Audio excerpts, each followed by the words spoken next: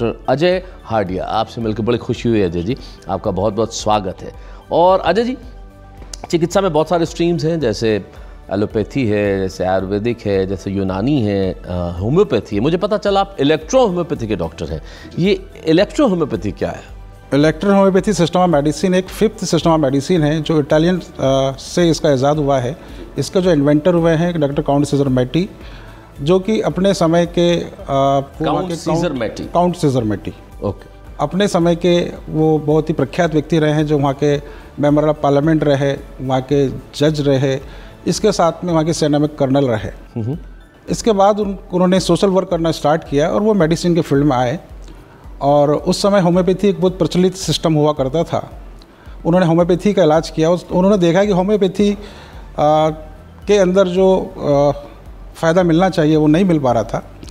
तो उस समय के 15वीं शताब्दी में एक वैज्ञानिक हुए हैं पैरासेल्सस। उन्होंने 2 नियम दिए थे कि पौधों में विद्युत शक्ति विद्यमान होती है जी, और दूसरा सिद्धांत दिया था कि लाइक योर लाइक। तो ये जो मैटी साहब थे, ये 15वीं शताब्दी के पहले थे या उसी दौर में थे? मैटी साहब ने 1865 में इसका इन्वेंशन किया। 1865 में, मतलब ये 1900 का जो हमारा दशक था जी बिल्कुल। 1809 का इनका बर्थ है और 1865 में इन्होंने इस सिस्टम का इन्वेंशन किया है। तो आप बता रहे थे जो वैज्ञानिक, उन्होंने कहा कि हमारे पौधों में जो है विद्युत का प्रभाव होता है, विद्युत शक्ति होती है जी। और एक नियम दिया था लाइक योर लाइक। तो लाइक योर लाइक को होम्योपैथी के लिए समानता समानता का शयन होता है, उसको उन्होंने डॉक्टर सैमुअल हैनीमैन ने उस नियम को प्रतिपादित किया था, उसको लिया था। डॉक्टर हैनीमैन जो पितामह माने जाते हैं होम्योपैथी जी। और काउंट सीजर मैटी ने जो दिया था कि प्लांट्स में इलेक्ट्रिसिटी होती है, उसको उन्होंने अडॉप्ट किया। और उन्होंने ऐसे बहुत सारे प्लांट्स लिए और उन प्लांट्स में से उन्होंने एनर्जी को निकाला। और एनर्जी को निकालने के बाद उस समय उन्होंने कई हज़ारों पेशेंट को ठीक किया। कैंसर पर उनका उसी समय से कैंसर का ही इलाज उन्होंने किया था। अच्छा। और इंग्लैंड की जो महारानी है, उनकी बेटी का भी इलाज उन्होंने किया, क्योंकि वो खुद भी रॉयल फैमिली से थे, तो उसे बहुत सारे रॉयल फैमिली के लोग उनसे इलाज करने आते थे। और उस समय उन्होंने इटली के अंदर बोलोग्ना शहर के अंदर उन्होंने बहुत सारे हज़ारों की संख्या में मरीजों का इलाज किया। और कैंसर पर उनका विशेष ये था। एक इंग्लैंड में, एक लंदन में एक हॉस्पिटल, ब्रॉम्पटन हॉस्पिटल है, वहाँ पर इलेक्ट्रोपैथी मेडिसिन का क्लिनिकल भी ट्रायल हुआ था। अच्छा। और उस समय पाया गया था कि कैंसर ठीक होता है। डॉक्टर हार्डिया, क्योंकि मैं एक सामान्य व्यक्ति हूँ, मैं एक आम आदमी हूँ और मुझे मेडिसिन और चिकित्सा का बहुत ज़्यादा ज्ञान नहीं है, लेकिन एक सामान्य व्यक्ति जब कोई शब्द सुनता है तो वो शब्द से अपने अर्थ निकालने की कोशिश करता है। जैसे अगर वो सामान्य व्यक्ति कोई शब्द सुने मशीन, तो उसे लगता है भाई कोई ऐसी चीज़ जो काम करेगी। वैसे जब इलेक्ट्रो होम्योपैथी सुनता है तो कोई भी एक सामान्य व्यक्ति, जैसे मेरे जैसा कोई व्यक्ति होगा, उसके दिमाग में आता है कि ये कहीं इलेक्ट्रिक शॉक या इस तरह की चीज़ों से जुड़ी नहीं है। ऐसा तो कुछ नहीं है। बिल्कुल, लोगों के मन में यही आशंकाएं होती हैं। हमसे भी कई लोग बोलते हैं कि आप जो थेरेपी दे रहे हैं, इलेक्ट्रोथेरेपी, क्या इसमें करंट का यूज़ कर रहे हैं? हाँ बिल्कुल, क्योंकि मैंने कहा ना, ये आशंका से ज़्यादा ये कि एक सामान्य मनोविज्ञान है कि आप शब्द सुन के वैसा ये तो नहीं, क्योंकि इलेक्ट्रिक मतलब यही चीज़। देखिए सर, आप और हमारा जो लाइफ जो है वो सब लाइफ जो हमारी है वो सब इसी पे आधारित है। हम बोलते हैं कि हमें जो हमारे दुनिया में, हमारे ब्रह्मांड में जो एनर्जी का सबसे बड़ा स्रोत है वो है सूर्य है जी। और हमारे जितने भी लिविंग बींग्स हैं वो सूर्य की उपस्थिति में अपना भोजन लेते हैं। प्लांट्स जो हैं वो सूर्य की उपस्थिति में जो 7 किरणें होती हैं, 7 किरणों से 7 रंग बने हुए हैं, और वो 7 रंगों का प्रभाव उन प्लांट्स पे आता है। और वो अपना जो न्यूट्रिशन, जो अपना भोजन लेते हैं, वो मिनरल्स के रूप में, और धूप तो उनका बहुत बड़ा भोजन है जी, उससे वो लेते हैं। तो ये जो इलेक्ट्रिसिटी है, जो बिजली है, ये प्लांट्स में हो जाती है। और चूंकि हम भी जो खाना खा रहे हैं उस पर सब चीज़ें, हमारे शरीर के अंदर भी इलेक्ट्रिसिटी होती है, बिजली होती है। ये आपकी जो मतलब इलेक्ट्रो होम्योपैथी, आपकी कहने का मतलब आप जिसके ग्रेजुएट हैं, उसका सिद्धांत ये है, जहाँ तक मैं समझा हूँ, आपने कहा कि भाई सूर्य जो है उससे ग्रहण करता है इलेक्ट्रिसिटी, जो पौधा जो होता है जो रोशनी ग्रहण करता है, वो उसमें ट्रांसफ़र होती है और वही भोजन में आती है। यू मीन टू से ट्रांसफर फ्रॉम देयर। ये आपकी मतलब आप ये कहना चाहते हैं कि आपकी थ्योरी है जो इस पे आधारित है जी। तो बेसिकली इसमें कोई करंट जैसी कोई चीज़, कोई करंट इस चीज़ नहीं, मतलब आप जो समाहित करंट है आप उसकी बात कर रहे हैं। दूसरी चीज़ मैं एक आम व्यक्ति की तरह जानना चाहूँगा डॉक्टर हार्डिया, जो मेरी नॉलेज, मेरी एकेडमिक नॉलेज को भी बढ़ाएगा। होम्योपैथी की जैसी बात चलती है तो हमारे निगाह में वो जो छोटी छोटी गोलियाँ आती हैं वो आता है, जिसमें शायद अल्कोहल या आई डोंट नो स्पिरिट क्या डाला जाता है। सबका स्वाद जो है वो बिल्कुल समान होता है और लेने में बड़ी आसान होती है। आपकी ये जो इलेक्ट्रो होम्योपैथी है ये इससे कुछ अलग है या वैसे ही सेम मेडिसिन है जी? हमारी मेडिसिन को भी दो भाग में लिया गया है। एक लिया गया है लिक्विड मेडिसिन और एक लिया गया है जो पिल्स, जो होम्योपैथी की जो पिल्स होती है, ग्लोबुल्स होते हैं, उसको लिए गए। हमारी जो इलेक्ट्रिसिटी होती है इसके अंदर 5 इलेक्ट्रिसिटी ली गई है, जिसमें blue electricity, red electricity, green electricity, yellow electricity और WE वाइट इलेक्ट्रिसिटी। आप मेरा ज्ञान बहुत बड़ा है, मतलब इलेक्ट्रिसिटी के भी इतने ऐसे कलर्स हो सकते हैं, मैं नहीं समझता। अच्छा, तो हमारे इसमें से 5 इलेक्ट्रिसिटी का उपयोग किया जाता है जी। और वो जो इलेक्ट्रिसिटी है वो लिक्विड फॉर्म में होती है। और बाकी की हमारी जो मेडिसिन हैं जो हम लोग 114 प्लांट से बनाते हैं, तो बाकी हमारी जो मेडिसिन हैं वो पिल्स फॉर्म में, ग्लोबुल्स फॉर्म में ही हम उसको प्रिजर्व करते हैं। हम ये कहेंगे कि लिक्विड मेडिसिन जो होती है इसमें काइनेटिक एनर्जी होती है और जो ग्लोबुल्स में होते हैं पोटेंशियल एनर्जी होती है, इसको बोलते हैं संग्रहित ऊर्जा जी।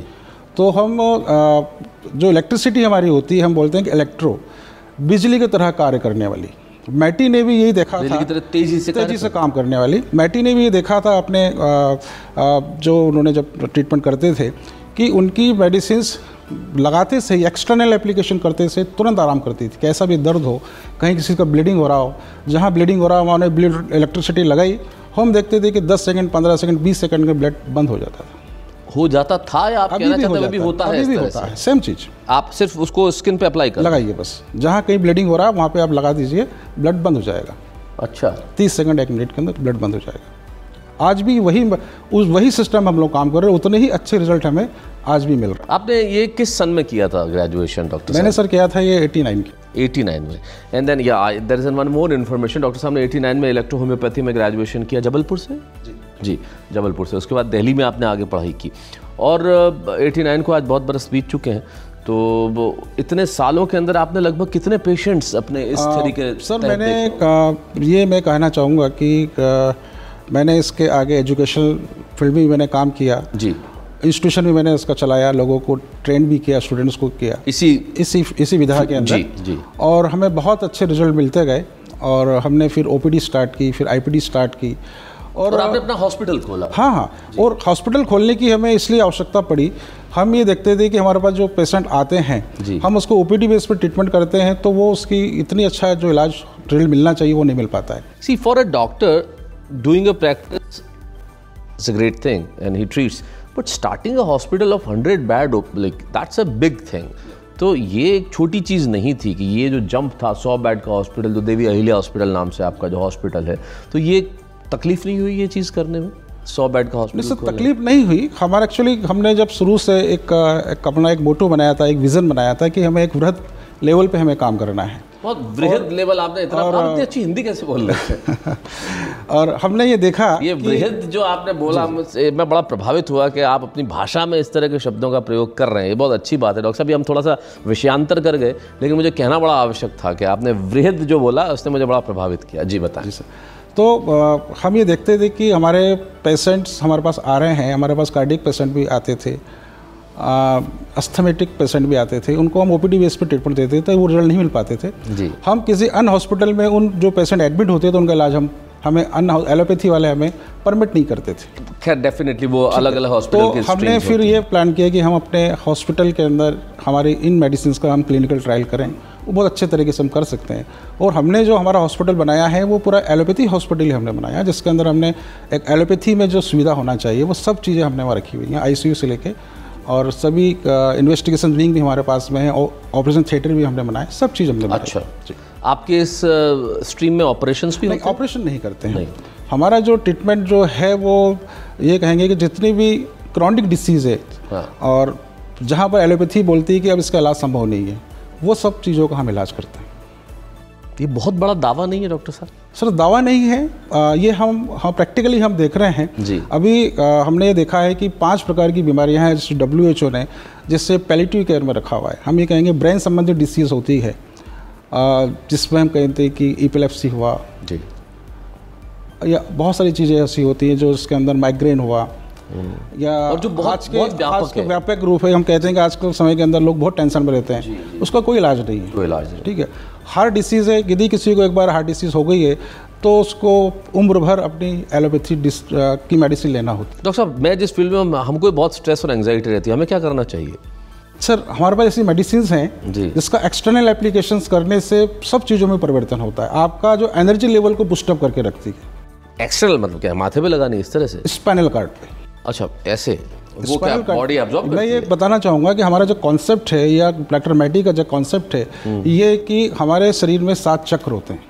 जी, ये तो विज्ञान है। और वो जो 7 चक्र होते हैं, वो 7 चक्र एनर्जी व्हील होती है, उसके अंदर एनर्जी का फ्लो उसमें होता है। जी, ये हमारे भारत में भी और ये सिद्धांत बिल्कुल बड़ा प्रसिद्ध है। और इस एनर्जी में यदि ब्लॉकेज होता है तो हमें डिसीज होती है। तो वहाँ पर हमारी जो इलेक्ट्रिसिटीज़ हैं उसका हम एक्सटर्नल एप्लीकेशन करते हैं। वहाँ हमारी मेडिसिन को हम लगाएंगे तो आपके एनर्जी व्हील का सर्कुलेशन को वो बढ़ा देती है, एनर्जी को बढ़ा देती है, और आपका जो फ्लो बढ़ने से और तुरंत फायदा होना चालू हो जाता है। मतलब कोई क्रीम या इस तरह की कोई चीज़ है? लिक्विड मेडिसिन या लिक्विड वाटर बेस्ड मेडिसिन। तो मतलब उसको हम घर पे भी अपने खुद भी अप्लाई कर सकते हैं? बिल्कुल जी, कर सकते हैं। उसके लिए आपके पास आने की जरूरत नहीं? उससे स्ट्रेस और एंजाइटी कम हो जाएगी? 100% हो जाएगी। तो डॉक्टर साहब मैं आपको दूंगा, आप उसका यूज करिए। आप क्लिनिकल प्रयोग मुझ पे ही करके देखिए जरा। बिल्कुल इससे कितना होता है। अच्छा फिर डॉक्टर साहब, 100 bedded hospital for the electro homeopathy, आपके पास मतलब हमेशा इतने लोग होते हैं कि इतना उनको आपको भर्ती करना पड़ता है? सर अभी हमारे पास हम लोगों ने भी जो कैंसर पे 2 साल से काम करना स्टार्ट किया है जी, और कैंसर में हमारे पास तो इस समय नंबर से लोग पेशेंट आते हैं, वेटिंग हमारे पास में है। पेशेंट अपॉइंटमेंट लेते हैं, उसके बाद एडमिट हम लोग 7 डेज। आपके पास जगह नहीं होगी? जी बिल्कुल, क्योंकि इतनी डिमांड है।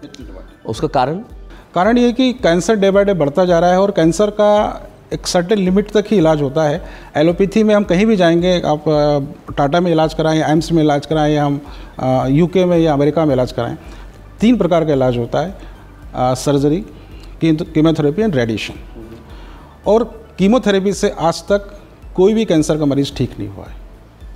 मैं इस बारे में, मेरी नॉलेज नहीं है इसलिए मैं कुछ कह नहीं पाऊंगा। केवल हम कुछ समय के लिए हम कीमोथेरेपी देके उसको डिसीज़ को रोकने का प्रयास करते हैं। उसके बाद में रिकरेंस जब होता है तो पेशेंट को पेन डेवलप हो जाता है, और जब पेन डेवलप होता है तो हमारा ऑन्कोलॉजिस्ट केवल मॉर्फिन प्रिस्क्राइब कर देते हैं, बोलते हैं कि घर ले जाके इनकी सेवा करिए। और उस स्टेज के अंदर जो पेशेंट के परिवार के लोग होते हैं वो केवल दर्द से तड़पते व्यक्ति को देखते रहते हैं, वो कुछ कर नहीं पाते हैं। और उस स्टेज में पेशेंट हमारे पास आते हैं, और जब हमारे पास जो पेशेंट आते हैं तो हम पेशेंट को एडमिट करते हैं 7 डेज़, और उन 7 दिनों में मॉर्फिन को हम एकदम से बंद कर देते हैं, और वो पेशेंट हमारा 24 आवर्स से लेकर 72 आवर्स के अंदर अपने पेन को 70-80% रिलीव हो जाता है। ऐसा आपने किया है? होता है। आप चाहें तो आप विजिट भी करके आप पेशेंट से मिल सकते हैं। अच्छा। हाँ, वो खुद बोलेंगे कि हम इस स्टेज में आए थे और आज हमें इतना फ़ायदा है। वाह। डॉक्टर साहब, आपके परिवार में कोई पहले आपसे पहले रहा कोई डॉक्टर, चिकित्सक? नहीं सर, मेरी फैमिली में तो मैं नहीं रहा। मेरे फादर की इच्छा थी कि मैं डॉक्टर बनूं। वो किस मेरे फादर गवर्नमेंट सर्विस में थे जी, और वो चाहते थे कि वो क्यों चाहते थे कि आप डॉक्टर बने? पता नहीं सर, क्योंकि डॉक्टर एक इज्जतदार पेशा है। पता नहीं क्या, एक्चुअली पहले होता ही था कि हम अपने बेटे को डॉक्टर इंजीनियर बनाए। जी जी, और तीसरी कोई चीज़ मिलती मेरे एक फादर के एक फ्रेंड थे, उन्होंने कहा था कि उसको इंजीनियर बनाओ, तो उन्होंने कहा नहीं, मुझे इससे डॉक्टर ही बनाना है। हाँ, और उन्होंने मुझे, और आपने अपने पिता का स्वप्न पूरा किया और आप डॉक्टर बने। और आज तो उस ज़माने में 89 में आपने अपना ये शुरू किया था, और तब से लेके आज तक आप अपनी इस तरक्की का श्रेय किसे देना चाहते हैं? इसकी तरीके का श्रेय तो मैं अपने पेरेंट्स को देना चाहूँगा, क्योंकि वही हमारा एक जो उनका विज़न था कि मैं डॉक्टर बनूं, मैं सेवा करूं। और आज मुझे ये कहते हुए बड़ी खुशी भी होती है कि जो उन्होंने सपना देखा था मैं उसे आज पूरा करने का प्रयास कर रहा हूं। आपका कोई सपना जो अभी तक पूरा ना हुआ हो? सर, मेरा सपना तो ये है कि इलेक्ट्रोहोम्योपैथी एक मेन स्ट्रीम में आए जी। अभी तक हम बोलते हैं कि एलोपैथी मेन स्ट्रीम में है और हर व्यक्ति केवल एलोपैथी बात जाता है, और एलोपैथी में आज तक केवल डिसीज़ को मैनेजमेंट किया जाता है। यदि ब्लड प्रेशर है, हार्ट डिसीज़ है तो उसको मैनेजमेंट करेंगे, यदि किडनी डिसीज़ हो गई है तो उसको डायलिसिस करेंगे, उसको ट्रांसप्लांट कर देंगे, उसको हम मैनेज कर रहे हैं। अस्थमा है तो हम उसको मैनेज कर रहे हैं, उसको हम रूट से ख़त्म नहीं कर पा रहे हैं। जबकि इलेक्ट्रोहोम्योपैथी में इतनी ताकत है कि हर बीमारी को वो रूट से ख़त्म कर सकती है। चूँकि मैं एक बात और कहना चाहूँगा कि हमारी जो इलेक्ट्रोहोम्योपैथी है, इसका मेन जो प्रिंसिपल है वो है vitiation of blood and lymph. Normal energy के साथ में यदि ब्लड हमारा फ्लो हो रहा है हमारे शरीर के अंदर तो हम बिल्कुल स्वस्थ हैं। किसी भी इन्फेक्शन से, किसी भी वजह से यदि उसमें इम्बैलेंस होता है, यदि ब्लड या लिम्फ इम्प्योर होते हैं तो हमें डिसीज़ होती है। आपके कहने का मतलब सबसे महत्वपूर्ण शरीर में रक्त का प्रवाह है। जी। तो वो रक्त का प्रवाह तो मेरे ख्याल से इसमें कोई ऑब्स्टेकल है ही नहीं, वो चलता ही रहता है। हाँ, चलता रहता है। लेकिन उसमें कैसे क्या गड़बड़ हो सकती है? इन्फेक्शन जो हो गया किसी भी कारण से, हम कहते हैं कि इन्फेक्शन होने से, हमारे खान पान में परिवर्तन होने से, या तो उस वक्त उसमें ऑब्स्टेकल आ जाते हैं? ऑप्शनल आता है, तो ही हमें डिसीज़ होती है। हम कहते हैं ना कि हमें सर्दी हो गई, जुकाम हो गया, खांसी हो गई, ये क्या है? हमें डायरिया हो गया, हमें वॉमिटिंग हो गई, ये हमारी बॉडी हमें बताती है कि हमें कुछ हो रहा है, और फिर वो डिसीज़ के रूप में ले लेती है। हमारे शरीर के अंदर हमें यदि सर्दी हो रही है तो अच्छे के लिए होती है, फिर भी हम लोग 2 दिन 3 दिन में सर्दी खांसी ऑटोमेटिक ठीक हो जाती है। बहुत दिलचस्प है आपकी बातें इस मामले में, लेकिन मेरा सवाल सिर्फ इतना सा है कि हम अंत की ओर बढ़ रहे हैं इस इंटरव्यू में डॉक्टर हार्डिया, कि मैं स्वयं को बहुत ज्ञानी तो नहीं मानता, लेकिन मैं थोड़ा पढ़ता लिखता रहता हूँ, पढ़ने लिखने वाला व्यक्ति हूँ। जब मुझ जैसे व्यक्ति को भी इलेक्ट्रो होम्योपैथी के बारे में कोई ज्ञान नहीं था अब तक, जब से मैंने आपसे बात की उससे पहले मुझे इलेक्ट्रो होम्योपैथी के बारे में पता नहीं था, न मैटी साहब के बारे में पता था। हैनीमैन साहब को हम जानते हैं, होम्योपैथी हम जानते हैं, होम्योपैथी दवाई हमने ली भी हैं, खाई भी हैं। तो मुझे लगता है कि मैं ये तो नहीं कहूँगा कि मेरे को नहीं पता तो किसी को नहीं पता, ऐसा नहीं होता है जीवन में, लेकिन मुझे लगता है कि देश के बहुत सारे हिस्से को अभी इलेक्ट्रो होम्योपैथी के बारे में जानकारी नहीं है। बिल्कुल नहीं पता है। तो आपको क्या लगता है कि ये जानकारी किस तरह से बढ़ाई जाए? जानकारी सर ऐसे ही बढ़ाई जा सकती है, क्योंकि आपका सपना ये है कि आप इसे मेन स्ट्रीम में देखना चाहते हैं। बिल्कुल, और एक दिन समय आएगा, क्योंकि आज हम जितने भी हमारे हम जो लोग हैं, हम लोग बहुत परेशान हैं। हम देख रहे हैं कि अभी कोविड है, अब कोविड का कोई इलाज नहीं है, परंतु हमने हमारे हॉस्पिटल में और हमसे जुड़े कई लोगों को हमने कोविड के अंदर जो आईसीयू में एडमिट हैं, जिनका 80% 85% तक भी उनका जो लंग्स काम नहीं कर रहा था, और हमने हमारी मेडिसिन से उनको ठीक कर दिया। अभी पिछले 1 साल के अंदर हमारे पास हमारे हॉस्पिटल में कोविड के दौरान ऐसे मरीज आए जो कैंसर मरीज थे, हमने उनको एडमिट किया और पता लगा कि कोविड पॉजिटिव है। हमने उनका इलाज किया और वो ठीक हो गए। और मैं ये भी कहना चाहूँगा कि हमने पिछले 1.5 साल के अंदर हम जो मास्क का उपयोग करते हैं, हम लोग मिनिमम मास्क का उपयोग करते हैं, क्योंकि हम एनर्जी कॉन्सेप्ट पे काम कर रहे हैं। हमारी एनर्जी का लेवल इतना बड़ा है कि हमारी इम्यूनिटी लेवल इतनी बड़ी है कि हमें कभी कोविड नहीं हुआ, जबकि हम कोविड के कई पेशेंट्स को हम लोगों ने इलाज किया है। डॉक्टर साहब, ये दावा बड़ा ज़बरदस्त खतरनाक हो सकता है। आप कह रहे हैं कि हम मास्क का इस्तेमाल नहीं करते और वैज्ञानिक कह रहे हैं कि आप कीजिए। नहीं, देखिए ना सर, क्या होता है कि मैं एक बात और कहना चाहूँगा कि इस प्रकार के मिथ दिए गए कि कोविड के अंदर कि एक कोविड का जो वायरस है जो 48 घंटे तक जीवित रहता है, यदि किसी भी जगह पे यदि वो लग जाएगा और 48 घंटे तक मरेगा नहीं, तो हम ये देखते हैं कि हम हमने शुरुआत में पढ़ा था कि सरफेस पे होता है, हम मास्क का उपयोग कर रहे हैं। मास्क का उपयोग तो हम डॉक्टर्स उपयोग करते हैं, कब करते हैं? जब सर्जरी के अंदर जब जाते हैं कि हमारा इन्फेक्शन उस पेशेंट्स की बॉडी के अंदर ना जाए, इसलिए मास्क का उपयोग करते हैं। मास्क का उपयोग हमें 2 घंटे 4 घंटे तक सुरक्षित रखता है, 48 घंटे 24 घंटे तक नहीं रख सकता। यदि मास्क का उपयोग हमने सुबह 8 बजे लगाया है तो हम 4 बजे तक हम उसका उपयोग नहीं कर सकते हैं। मास्क हमें चेंज करना होगा। देखिए डॉक्टर साहब, मैं आपको बताऊं कि आपका अपना ज्ञान है। मैं तो आप देखिए डबल मास्क इस्तेमाल करता हूं। मैं एक बड़ा सा इस मामले के अंदर जो है वो ऐसा आदमी को भी कुछ और गड़बड़ न हो जाए। नहीं, ये तो देखिए आप देखिए, हाँ, इस बारे में और मैं कहना चाहूँगा कि हमारे शरीर के अंदर हम जो प्रकृति से नेचुरल जो ले रहे हैं, हमारे शरीर के अंदर ऐसे बहुत सारे वायरस बैक्टीरिया अंदर जा रहे हैं जी। मास्क हम जब लगा लेते हैं तो वो बाहर नहीं आ पा रहे हैं, तो हमें डिसीज़ कर रहे हैं, हमें और बीमार कर रहे हैं, हमारा इम्यूनिटी लेवल और वो ख़त्म कर रहे हैं। अगेन डॉक्टर साहब, मैं एक सामान्य व्यक्ति हूं और आप एक चिकित्सक हैं, तो निश्चित तौर पे आपका अपना इसमें व्यू पॉइंट है। मेरा व्यू पॉइंट तो एक आम आदमी का व्यू पॉइंट है। मैं इसमें कोई बहुत ज़्यादा समझता नहीं हूँ और ना मैं कुछ बहुत कह सकता हूँ, लेकिन इतना ज़रूर मैं समझ रहा हूँ कि आपकी जो बातें हैं उनमें कुछ चीज़ें जो ऐसी हैं जो बहुत ही दिलचस्प हैं और बहुत ही कमाल की हैं। और जो आपने 7 चक्र शरीर के बताए, या सूर्य से पौधे को रोशनी और ऊर्जा मिलना बताया, और ऊर्जा निश्चित तौर पे ये तो जीवन का एक प्रामाणिक तथ्य है कि जो कुछ है वो ऊर्जा से ही है। तो कुल मिला के आप ऊर्जा से इलाज कर रहे हैं और ऊर्जा दे रहे हैं, और आपके पास जैसा आपने बताया कि पेशेंट्स वेटिंग पे है, तो ये जाहिर करता है कि आपकी सफलता एक अलग मुकाम पे है। आप एक बहुत प्रसिद्ध और सफल चिकित्सक ही नहीं है, बल्कि मैं कहूँगा कि समाज को अपना योगदान भी दे रहे हैं। तो ऐसे मोड़ पे आप नई पीढ़ी को क्या कहना चाहेंगे डॉक्टर हार्डिया? मैं नई पीढ़ी से यही कहना चाहता हूँ कि यदि एक आम भाषा में मैं कहना चाहूँगा कि एक सबसे बड़ी बात है कि हमें अपना इम्यूनिटी लेवल बढ़ाना चाहिए, एनर्जी लेवल बढ़ाना चाहिए। तो वो इम्यूनिटी लेवल, एनर्जी लेवल हम यदि अच्छे भोजन का प्रयोग करते हैं, हम ये बोलते हैं कि हमारे लाइफ के अंदर हम लोग अल्कलाइन डाइट्स का उपयोग करें। आजकल हम हाई एसिडिक डाइट हम लेते हैं, जनरली हम पिज़्ज़ा बर्गर हम ये लोग सब खाते हैं। ये सब हाई एसिडिक, ये सब हाई एसिडिक है।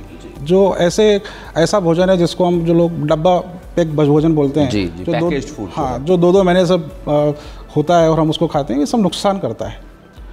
हम यदि रोज़ फ्रूट्स का, वेजिटेबल्स का और इसका हम यदि इस्तेमाल करें, हम लोग बोलते हैं कि हमें रिफाइन ऑयल खाना चाहिए, तो रिफाइन ऑयल हमें वो नुकसान करता है, शुगर नुकसान करती है। Refine oil, double refined oil जो ऑयल होता है वो ये कहेंगे कि उसका जो प्रोसेसिंग होता है वो हाई टेम्परेचर पे होता है और केमिकल के थ्रू होता है, तो हमें और नुकसान करता है। तो रॉ करना चाहिए आपके हिसाब से? रॉ करना चाहिए और कम तेल का, कम मसालों का हमें उपयोग करना चाहिए। ये तो एक चिकित्सक ने सलाह दी। एज एक सफल व्यक्ति की तरह, एक सफल पिता की तरह, एक सफल पुत्र की तरह आप नई पीढ़ी को क्या सलाह देना चाहेंगे? मैं यही कहना चाहता हूँ कि हर व्यक्ति को एम्बिशियस तो होना ही चाहिए और अपने मुकाम पर पहुंचने के लिए यदि वो चाहते हैं तो हमें बहुत कुछ करने की आवश्यकता होती है और उसके लिए हमें बहुत सारी चीज़ों की छोड़ने की आवश्यकता होती है। कुछ चीज़ें हमें जो बहुत पसंद होती है वो हमें सफल होने के लिए हमें उसको भी छोड़ना पड़ता है और हम अच्छी मेहनत करें, अच्छे प्रयास करें तो निश्चित ही हम अपने मुकाम तक पहुंच सकते हैं। क्या बात है, डॉक्टर अजय हार्डिया से बात करके हमें बहुत ही आनंद आया, बहुत अच्छा लगा और हमने इनसे वृहद रूप से इनके जीवन को देखा जो कि बहुत ही प्रभावशाली है। और इलेक्ट्रो होम्योपैथी में काम करके जो आज तक डॉक्टर हार्डिया ने काम किया है और एक पिता की तरह उनके तीनों बच्चे भी मेडिसिन फील्ड के अंदर आगे बढ़ रहे हैं। एक डेंटल सर्जरी में है, एक MD कर रहे हैं और एक MBBS कर रहे हैं। तो कुल मिला के इन्होंने ये फैसला किया है कि पूरा हार्डिया परिवार समाज की सेवा करेगा। ये करना, ये कहना और इस पे कायम रहना आसान नहीं होता। ऐसी बहुत सारी कहानियों से हम सीखते हैं। डॉक्टर हार्डिया से भी हमने आज बहुत कुछ सीखा। ऐसे ही सीखते रहेंगे कहानी जज्बे की में। बहुत बहुत धन्यवाद डॉक्टर साहब। आशाहीन कैंसर रोगियों के लिए आशा की एक नई किरण, देवी अहिल्या कैंसर हॉस्पिटल इंदौर, जहां संभव है कैंसर का इलाज बिना कीमो, बिना रेडिएशन। दर्द से तड़पते कैंसर मरीजों को इलेक्ट्रो होम्योपैथी हर्बल मेडिसिन द्वारा अब तुरंत राहत। Devi Ahilya cancer hospital Indore, call 9584040131।